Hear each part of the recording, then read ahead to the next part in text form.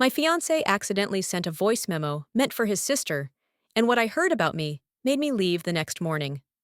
I, 29, female, left my fiancé, 32, male, of 3 years last week after I heard a voice memo he accidentally sent me that was meant for his sister. I'm writing this from my best friend's guest room, surrounded by hastily packed suitcases, trying to figure out how my entire life imploded in the span of 24 hours. Ethan and I met through mutual friends at a housewarming party. He was charming, intelligent, and we connected immediately over our shared love of hiking and indie films. Our relationship progressed quickly, moving in together after a year, getting engaged on our second anniversary. The wedding was set for next spring.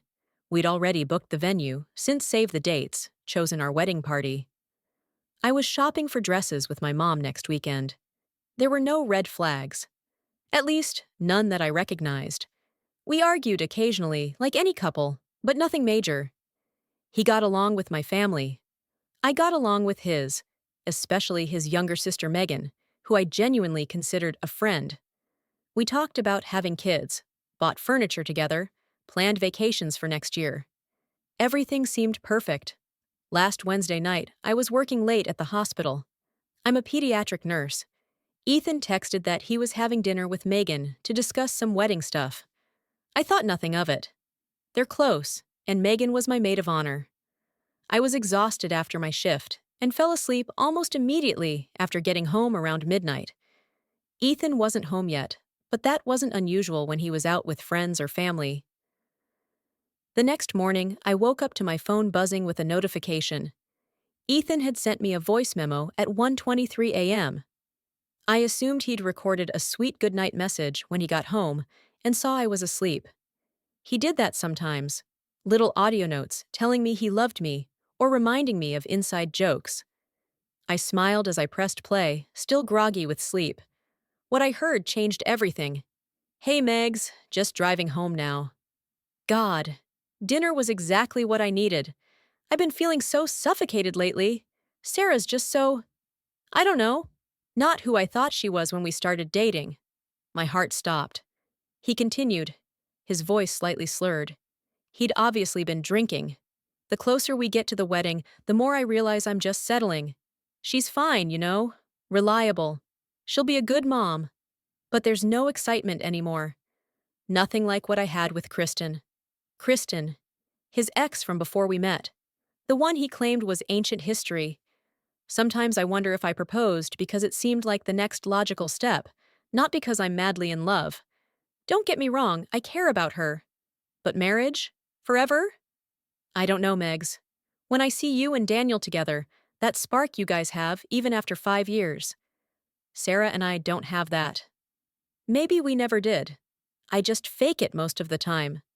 I felt like I was underwater, sounds distorted, my vision blurring with tears. But what am I supposed to do now? Everything's planned. Everyone's expecting it. Mom and Dad love her. Your kids love her. It would destroy her if I backed out. And then what? Start over at 32? Maybe this is as good as it gets. Maybe the problem is me expecting some fairy tale bullshit. Anyway, I'm almost home. Don't tell Daniel I said any of this. Love you, sis. The memo ended. I sat frozen in bed, phone clutched in my trembling hand. I played it again, hoping I'd misheard, hoping this was some cruel joke. But there was no mistaking his voice, his words, the clear disappointment he felt when thinking about spending his life with me. I was just fine, reliable, someone he was settling for.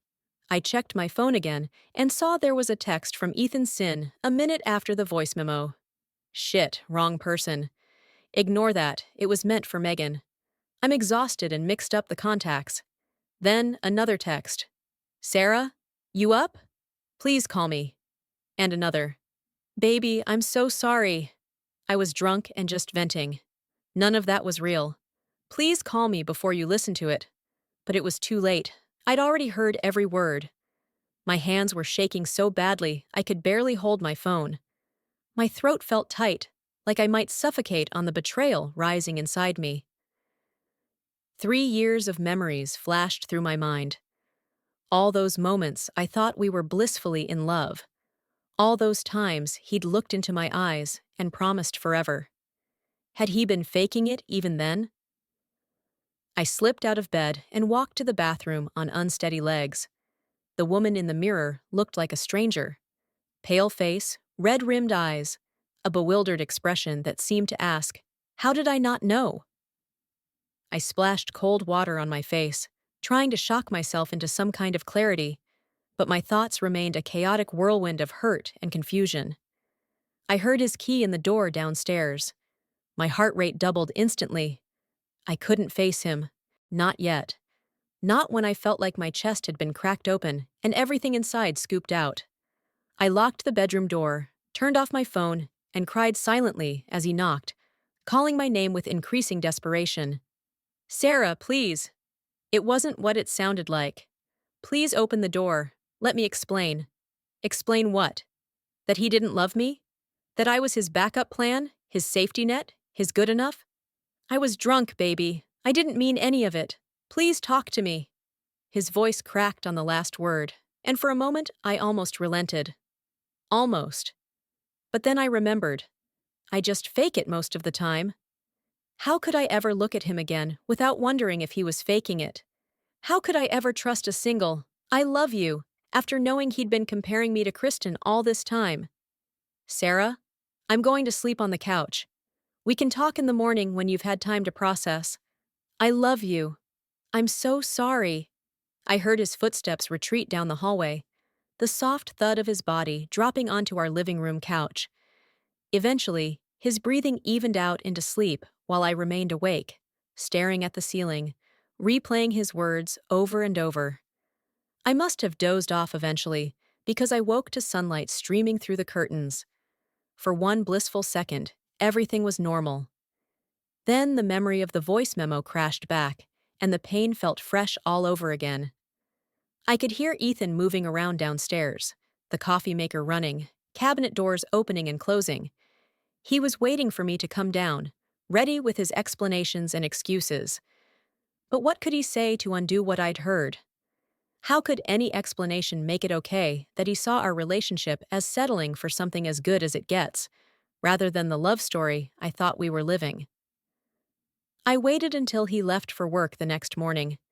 Then, I packed what I could carry, called my best friend Emma to ask if I could stay with her, and walked out the door. I left my engagement ring on the kitchen counter with a note that simply said, "I deserve someone who doesn't have to fake it most of the time. Goodbye, Ethan." It's been 3 days since I left Ethan's house, and my entire reality has splintered into a before and after. Before, I was planning my wedding to a man I thought loved me completely. After, I'm sleeping on my best friend's pull-out couch, ignoring countless texts and calls, and trying to figure out who I am outside of the relationship I thought defined my future. The first day, Ethan called nonstop. His texts started desperate, then angry, then pleading again. "Please come home. We need to talk about this. You're overreacting." It was just drunk talk. Guys say stupid shit all the time. "This isn't fair. You won't even let me explain. I love you. I've always loved you. Please don't throw away everything we build over one mistake." But it wasn't just one mistake, was it? It was a window into his true feelings, feelings he shared with his sister, but never with me. How many dinners had they had where I was the topic of conversation? How many times had he complained about settling for me? Emma has been my rock through all of this. When I showed up at her door with puffy eyes and 2 hastily packed suitcases, she didn't ask questions, just pulled me into a fierce hug and whispered, "Whatever it is, we'll figure it out together." Later, after I'd played her the voice memo, she held my hand across her kitchen table and said what I couldn't yet admit to myself. "This is a blessing in disguise, Sarah. Better to know now than 5 years and 2 kids into a marriage.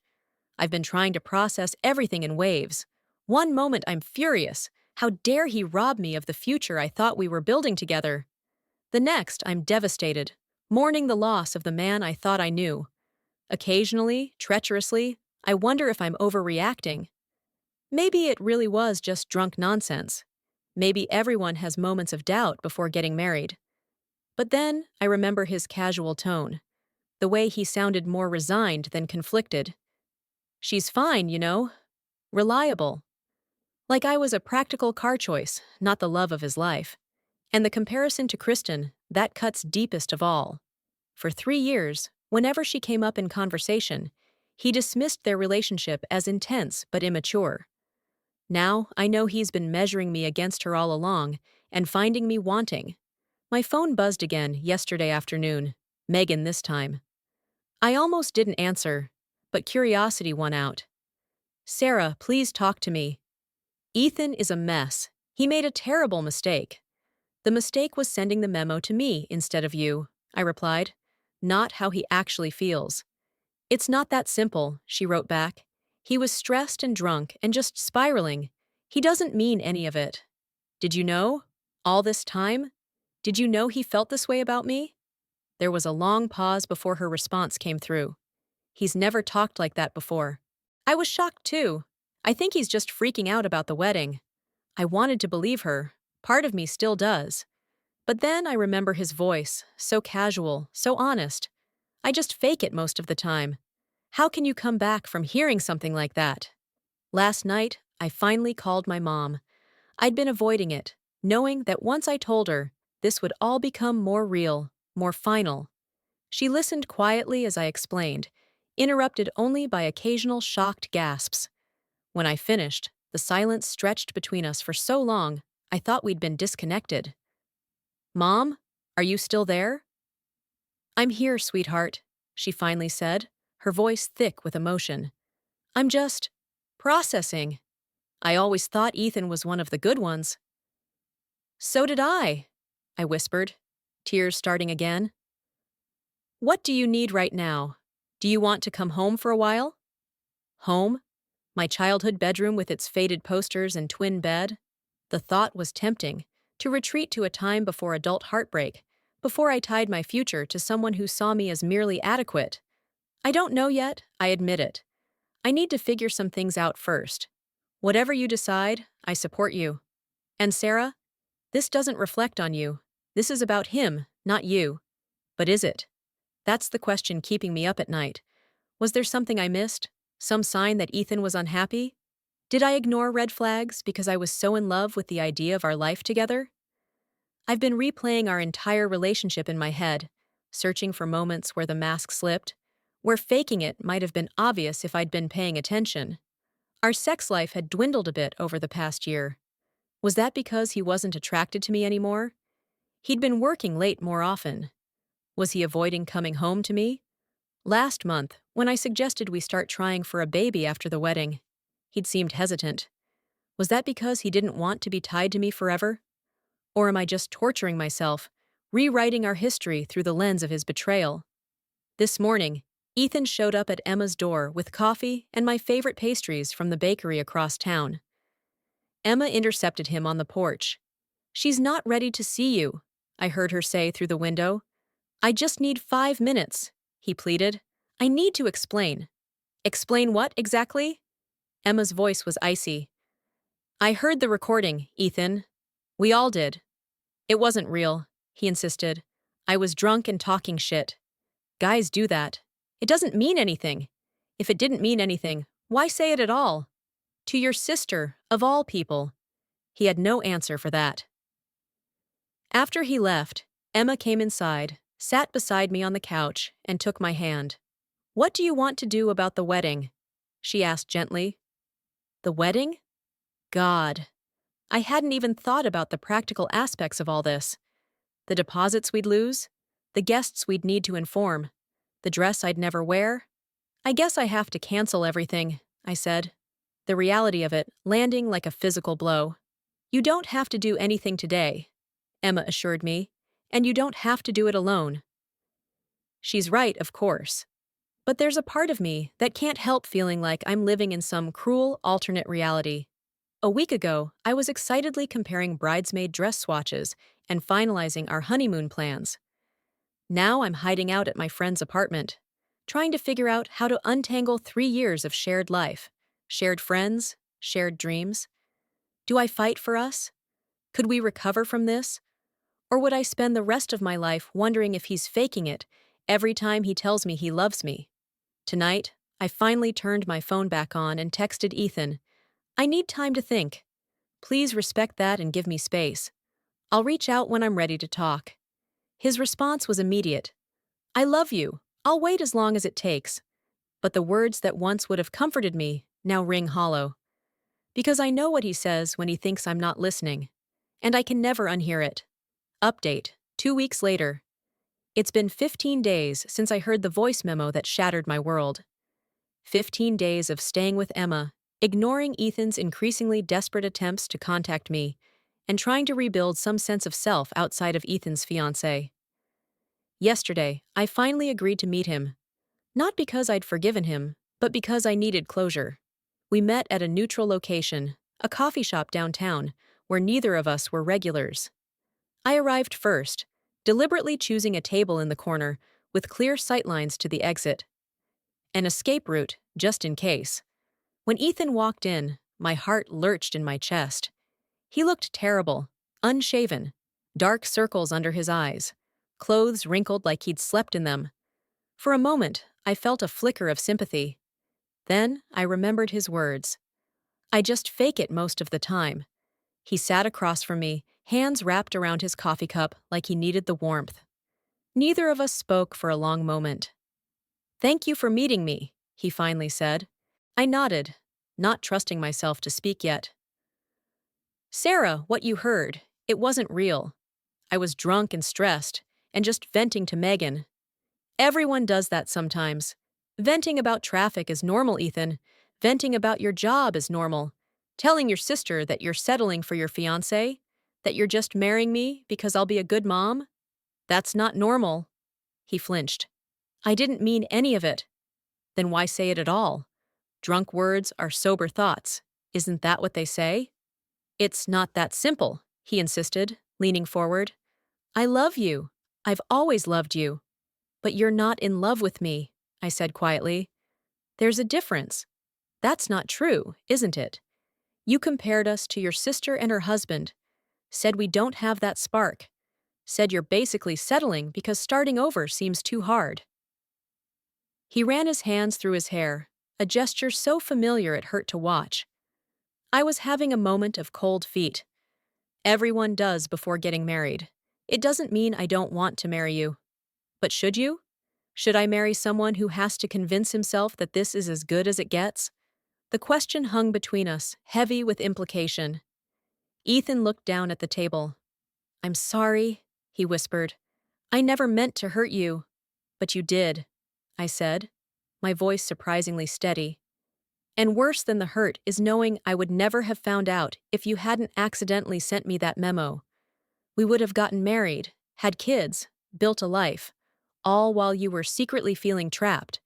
It wouldn't have been like that," he insisted. "How do you know?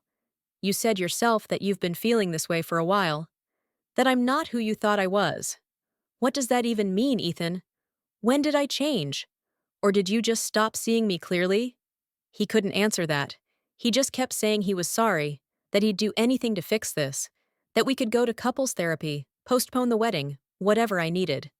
But what I needed was honesty. So I asked the question that had been haunting me. "Do you still think about Kristen?" His hesitation was answer enough. "I don't compare you to her," he said finally. "That's not fair." "But you did. In the memo. You said we don't have what you had with her. It was different with her, not better, just different." "Different how?" He squirmed in his seat. "More volatile, I guess. Higher highs, lower lows. With you, everything is steady. Reliable." There was that word again. Reliable. Like I was a Toyota Camry. Dependable, but boring. "Like that steadiness," he added quickly, seeing my expression. "It's good. It's what I want long term." But it wasn't what he dreamed of, was it? I was the sensible choice, the safe option, the woman he was settling for, because starting over seemed too hard. I felt something shift inside me then, a final thread snapping, the last bit of hope dissolving. "I think we're done here," I said, standing up. "Sarah, please." "No, Ethan. I deserve better than this. I deserve someone who's excited to marry me, not someone who has to talk himself into it. As I walked out of the coffee shop, I felt lighter than I had in weeks. The pain was still there, but something else was growing alongside it, a sense of self-worth I hadn't realized I'd been compromising. When I got back to Emma's, I found a large envelope waiting for me. Inside was a letter from Megan. My heart pounded as I opened it, bracing for more defense of her brother, more attempts to minimize what he'd said. Instead, I found an apology. "Sarah, I'm so sorry. What Ethan said was inexcusable, and I should have called him on it that night instead of just listening. The truth is, he's been struggling with commitment anxiety ever since our parents' messy divorce last year. That doesn't excuse what he said about you, but I thought you should know there's context I didn't share with you. Their parents' divorce. Ethan had mentioned they were separating, but he'd brushed it off as amicable and a long time coming. He never said it was affecting him deeply. Another thing he'd kept from me while confiding in his sister. The letter continued, I also want you to know that in the 3 years you've been together, that dinner was the only time he ever expressed doubts. Usually, he talks about how lucky he is to have found you. I think he got scared and convinced himself he was somehow repeating our parents' mistakes. Again, not an excuse, just context. I folded the letter carefully and put it back in the envelope. It didn't change anything, not really. But it helped me understand that Ethan's issues weren't a reflection of my worth. They were his own demons to battle. Today, I signed a lease on a small apartment near the hospital. It's tiny and the kitchen needs updating, but it's mine. A fresh start. I've also begun the painful process of canceling wedding arrangements. Each call feels like ripping off another bandage, but also like reclaiming pieces of myself. My dress appointment. Canceled. The venue? Deposit forfeited? The flowers? Rerouted to a local nursing home. This isn't the ending I imagined for us, but maybe it's the beginning I needed for myself. Update 3 months later. It's strange how life can simultaneously move both too quickly and too slowly after a major upheaval. These past 3 months have been a throwing myself into work and trying to rediscover who Sarah is when she's not defined by her relationship with Ethan. I got a promotion at the hospital last month. Pediatric nursing coordinator, a position I'd been eyeing for years, but somehow always found reasons to put off pursuing. The wedding planning takes so much time, I told myself. We might start trying for a baby soon after. It's embarrassing to realize how much I'd limited my own ambitions to fit around a future that was never as solid as I believed. The first month in my apartment was the hardest. I'd wake up reaching for Ethan, momentarily confused by the unfamiliar surroundings. The silence was deafening after years of sharing space. No one else is breathing, no coffee maker running downstairs, no gentle arguments about whose turn it was to walk the dog. Ethan kept Bruno, our golden retriever. It made sense. The house has a yard, and I work longer hours. But I miss that dog almost as much as I miss Ethan some days. Speaking of Ethan, we've established a fragile sort of peace. After one final 4-hour conversation, where we both said things that had needed saying for years, we agreed to a clean break. No friendship, no casual check-ins, no social media connections. It was too painful, too fraught with what-ifs and might-have-beens. In another life, we could have been happy, he said as we parted. I really do love you, Sarah. I know, I replied. Just not enough. Or not in the right way. He didn't argue, which told me everything. Megan reached out a few weeks after that, asking if we could still be friends despite everything. I appreciated the gesture, but it felt impossible. She'd always be his sister first, and every conversation would be a minefield of avoided topics. Some relationships are collateral damage and breakups, and this was one of them. My mom comes to visit every other weekend, bringing home-cooked meals and helping me slowly transform the apartment into a home. She never says, I told you so, even though she had expressed gentle concerns about how quickly Ethan and I moved in together, how young we were when we got engaged. Instead, she helps me hang artwork and suggest paint colors, and reminds me that heartbreak, like everything else, is temporary. Last week, I ran into Kristen, Ethan's ex, the one he compared me to in that fateful voice memo. It was at a local brewery where my nursing school friends and I were celebrating a colleague's birthday. I recognized her immediately from old photos Ethan had never quite gotten around to removing from his Facebook.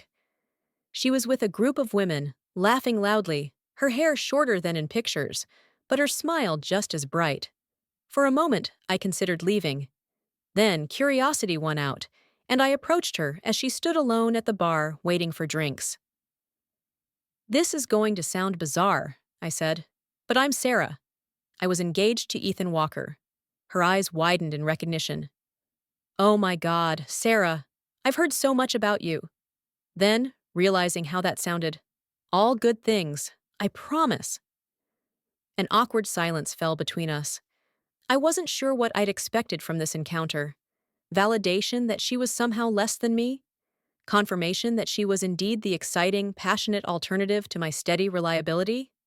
Instead, I found myself faced with just another woman, one who had her own history with the man who broke my heart.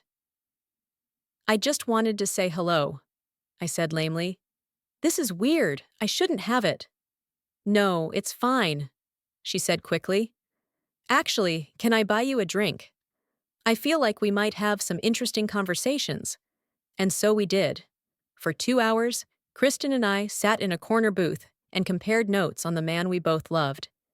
She told me about their volatile relationship, how passionate but unstable it had been, how they'd broken up and gotten back together 6 times in 3 years. "He was always looking for something," she said, nursing her beer. "Some perfect relationship that doesn't exist. With us, it was all drama and makeup sacks and grand gestures. When it was good, it was incredible. When it was bad, well, it was a nightmare. With us, it was steady," I said, "reliable." I couldn't keep the bitter edge from my voice. She looked at me thoughtfully. "You know, he used to talk about that with such admiration. How you were his rock, how he'd never felt so secure with anyone, until he didn't want security anymore.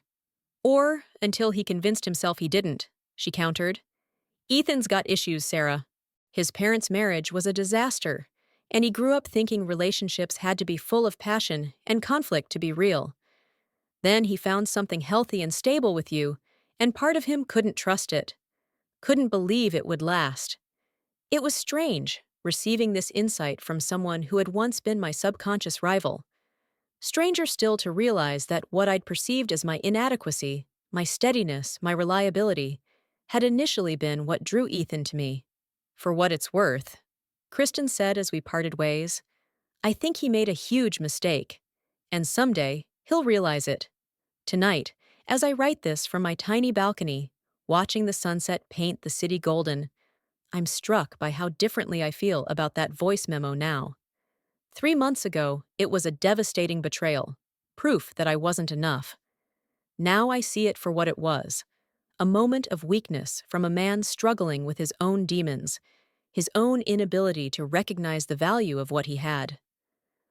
I still have bad days.